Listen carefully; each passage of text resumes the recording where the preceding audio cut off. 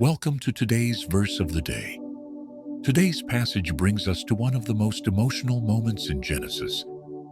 Joseph revealing his true identity to his brothers. What began with betrayal and years of pain now becomes a story of forgiveness, restoration, and God's greater plan.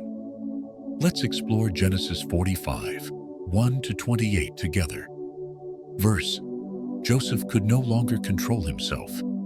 He sent everyone else out of the room, and then he wept so loudly that even Pharaoh's household heard it. He said to his brothers, "I am Joseph. Is my father still alive?" His brothers were terrified, unable to answer him. But Joseph reassured them, "Do not be distressed or angry with yourselves for selling me here, because it was to save lives that God sent me ahead of you. For 2 years now, there has been famine in the land, and for the next 5 years, there will be no plowing or harvesting.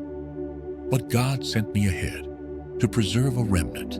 Joseph embraced Benjamin and wept, and then kissed all his brothers. Afterward, they talked freely with him.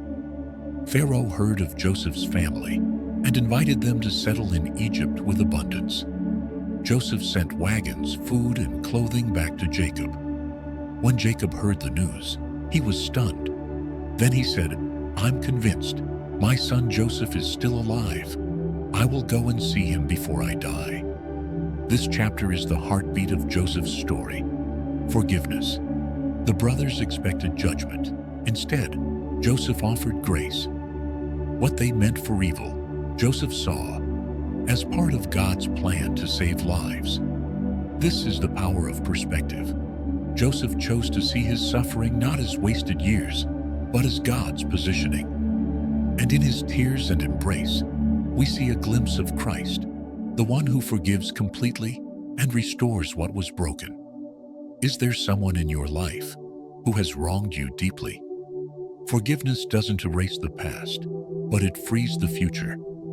Joseph's example reminds us that we can trust God to redeem pain for His purposes.